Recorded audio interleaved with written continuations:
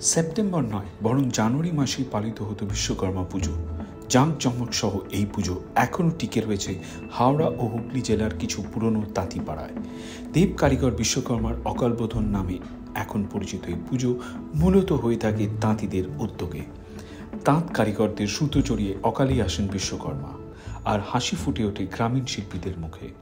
পুজোর আগে কারিগরদের ব্যস্ততা থাকে তুঙ্গে, যার ফলে সেই সময় বিশ্বকর্মা পুজোয় যোগ দিতে পারেন না অনেকেই।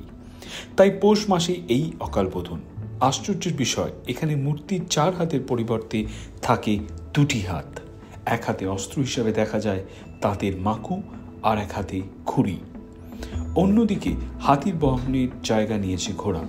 কলকাতার কাছাকাছি মফস্বলে এই পুজোর রেশ চলে বেশ কিছুদিন ধরেই। খড়সরাই, ছোট তাজপুর, বেগমপুর অঞ্চলে এই পুজোর জমজমাট আয়োজন লক্ষ্য করা যায়।